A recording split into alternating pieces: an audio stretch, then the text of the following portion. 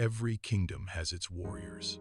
Every culture has its monsters, but only a few have a trickster.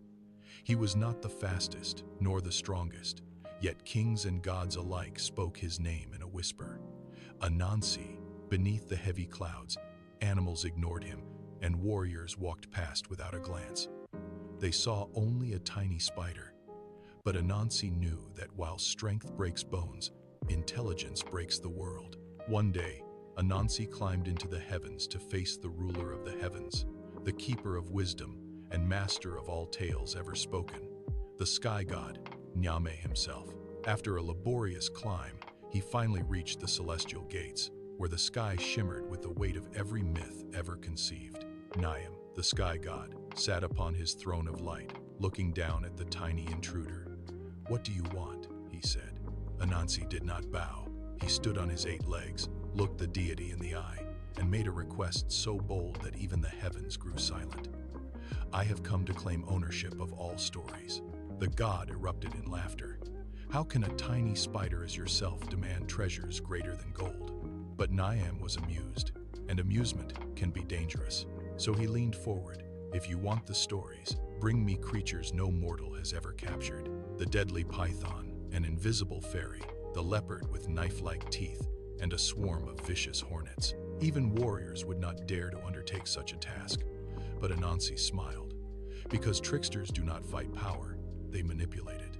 Nyame demanded the impossible, but Anansi only saw a checklist.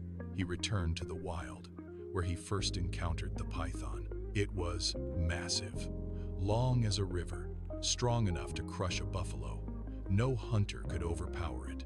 So Anansi did not try. Instead, he feigned a heated argument with his own shadow, shouting about the serpent's true length. "My shadow says you are shorter than this branch." The python hissed in anger. "I am far longer." "Prove it," Anansi said. Driven by pride, the serpent stretched himself beside the branch, and in that moment, Anansi tied him down. The mighty python was defeated not by strength, but by vanity.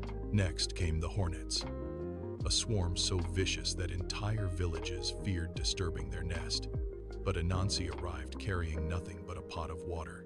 He sprinkled droplets across the sky, then shouted toward the nest. "The rain is coming! Hurry inside this gourd before you drown!" The hornets panicked. One by one, they flew into the container seeking shelter. Anansi sealed the lid.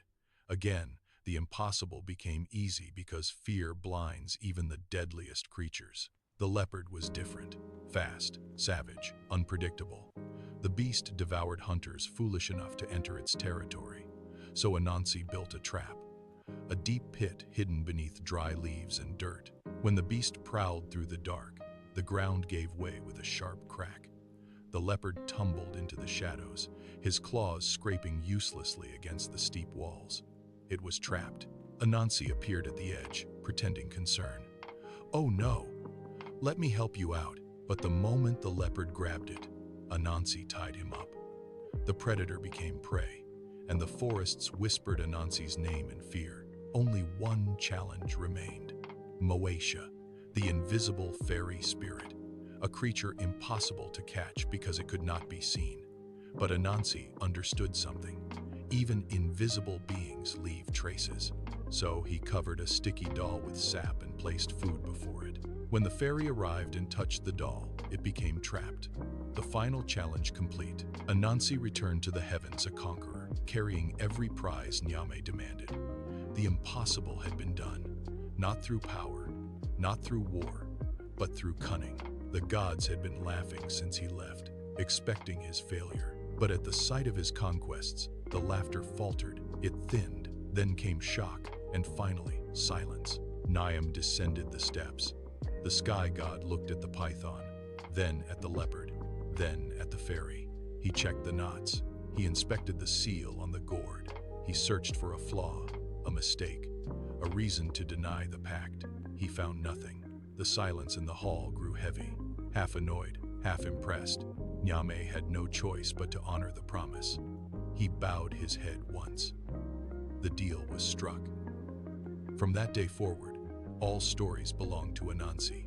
That is why, across Africa and the Caribbean, Many folk tales are called Anansi stories because the spider trickster claimed storytelling itself. But Anansi was never a hero. Not truly. He lied, cheated, manipulated. Sometimes he helped humanity. Sometimes he caused chaos for his own amusement. But Anansi represented something older than morality. Survival. The weak surviving the strong. The small humiliating the mighty. The clever escaping a brutal world. To slaves taken across the Atlantic, Anansi became more than a trickster. He became hope, proof that intelligence could defeat power, even when chains could not. The world is full of forgotten gods and ancient tricksters waiting for the light. To uncover more legends, subscribe now because the greatest stories ever told were stolen from the gods themselves. So stay curious, keep watching, and remember that sometimes the smallest creature in the room is the one who changes the world forever.